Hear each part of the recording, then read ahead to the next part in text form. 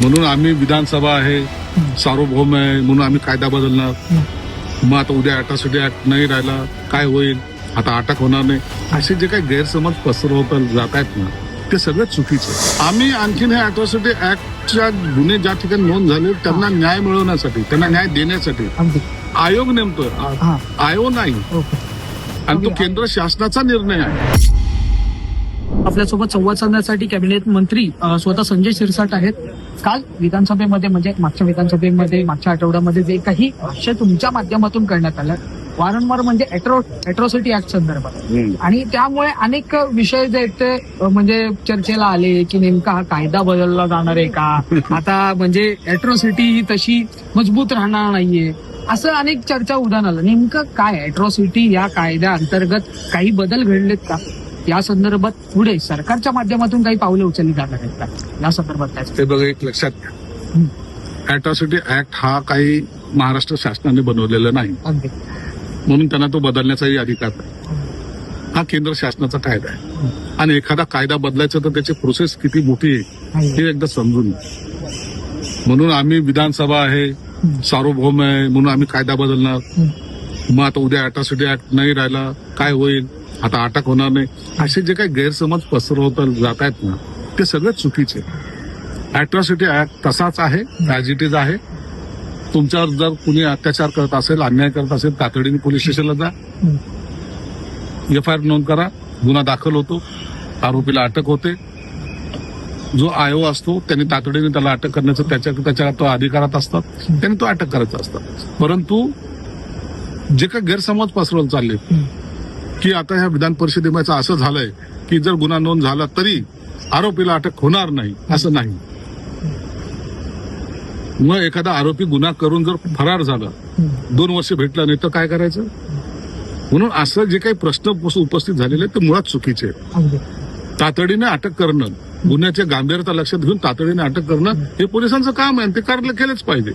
म्हणून कायदा बदलण्याचं कोणताही आमचा मानस नाही, त्याच्यामध्ये कोणतेही चेंजेस येणार नाहीत, ही खात्री मी या ठिकाणी तुमच्या माध्यमातून देतो. नाही, पण ज्या पद्धतीने परिषदेमध्ये हा प्रश्न उपस्थित झाला होता, हा कायदा तर न्याय मिळावा यासाठी करण्यात आला होता, परंतु आता अशी वेळ आलेली आहे आणि समाजात काही प्रमाणामध्ये असे काही समाजकंटक म्हणा किंवा अशी काही लोक आहेत की या कायद्याचा गैरवापर केला जातो, आणि ज्याच्यावरती ही केस पडते त्याचं आयुष्य तर म्हणजे अगदी बरबादीलाच येतं ना.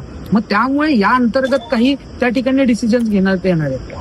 हे बघा, हे जे काही कायदे आहेत ना त्या कायद्यामध्ये जी तरतूद आहे त्याचा काही लोक जर एखादा 2 असे समाज प्रत्येक समाजामध्ये असतो, प्रत्येक समाजामध्ये असा माणूस असतो की तो याचा गैरवापर करायचा प्रयत्न करतो, तर त्याचा त्रास जरूर चुकीचं जर केला, दाखल केलं तर त्याचा त्रास जरूर होतो. नाही, मी नाकारत नाही असं, परंतु त्या अशा प्रवृत्तीला वेळेस आपण बंधन घातले पाहिजे किंवा त्यांच्यावर कारवाई केली पाहिजे. आणि ज्या पद्धतीने तुम्ही आयोग नेमण्याची ज्या काही तुम्ही म्हणजे संपूर्णतः तरतूद करणार होतात त्यामध्ये नेमके काय बदल घडणार आहेत का? अजून म्हणजे अॅट्रॉसिटी लागली म्हणजे एखादा गुन्हा अॅट्रॉसिटी अंतर्गत जर एखाद्या पोलीस स्थानकामध्ये गेला तर ती बाबा अॅट्रॉसिटी खरंच त्या संदर्भात काही चौकशी होणार आणि त्याच नंतर तो गुन्हा त्याच्यावरती दाखल केला जाईल, असं आहे का? नाही, हे फार तुम्ही कुठून किचकट प्रोसेस सांगताय.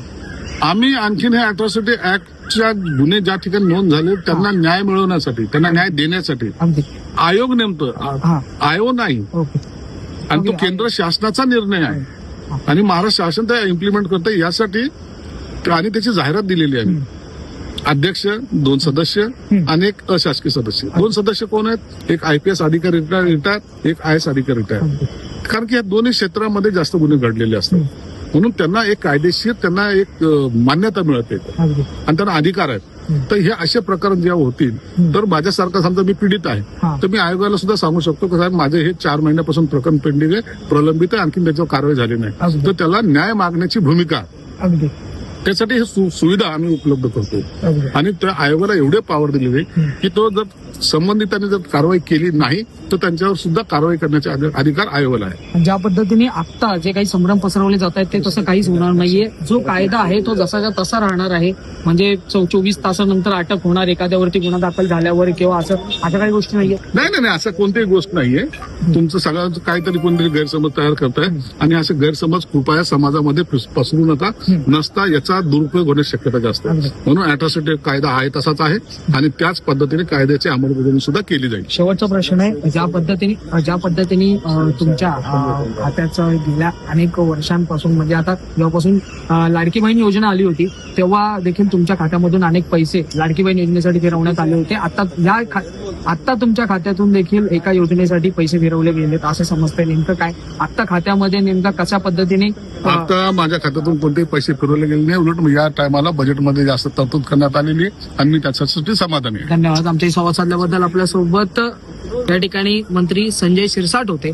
आपण जर पाहिलं तर अॅट्रॉसिटी ऍक्ट अंतर्गत अनेक बदल घडतील किंवा काही बदल घडलेत का असे प्रश्न अनेक उपस्थित होताना पाहायला मिळाले. गेल्या आठवड्यामध्ये जेव्हा विधान परिषदेमध्ये हा संपूर्ण सवाल उपस्थित झाला, अनेक ठिकाणी असं देखील म्हटलं की या कायद्याचा कुठेतरी गैरवापर देखील केला जातोय.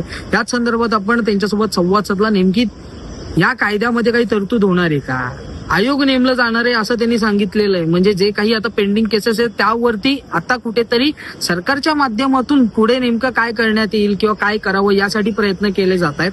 परंतु कोणताच हा कायदा म्हणजे अॅट्रॉसिटी हा कायदा आहे तो बदलला जाणार नाहीये असं थेट या ठिकाणी कॅबिनेट मंत्री संजय शिरसाट आहेत त्यांच्या माध्यमातून सांगण्यात आले. त्याचबरोबर त्यांच्या खात्यातला निधी हा अनेक योजनांसाठी वळवला जातोय. गेल्या अनेक वर्षांपासून म्हणजे जेव्हापासून ही योजना आली होती लाडकी बहीण योजना तेव्हापासून देखील समजलं की हा सामाजिक न्याय खात्याचा निधी लाडकी बहीण योजनेसाठी वळवला जातोय. तसं आता देखील अनेक चर्चांना उदाहरण आलं होतं की आता देखील सामाजिक न्याय या खात्याचा निधी कुठेतरी वेगळ्या वैशिष्ट्य योजनेसाठी जे ते वळवला जाणार आहे. परंतु त्यांनी थेट सांगितलं की आता खात्याचा निधी कुठेही वळवला जात नाहीये आणि ज्या पद्धतीने लाडकी बहीण योजनेसाठी जो खात्याचा निधी वळवला जात होता तो देखील आता फारसा कमी झालेला आहे. त्याच्यामुळे आता हे पाहणं फार महत्वाचं असणार आहे की या सर्व अंतर्गत आता नेमकी सरकारची भूमिका काय, खात्याचा निधी जसा तसा राहतोय किंवा या संदर्भात काही वेगळे बदल घडत आहेत. मुंबईहून मी आदित्य जाधव, कॅमेरामॅन आदित्य कासारेसह तुम्ही पाहतात लोकमत.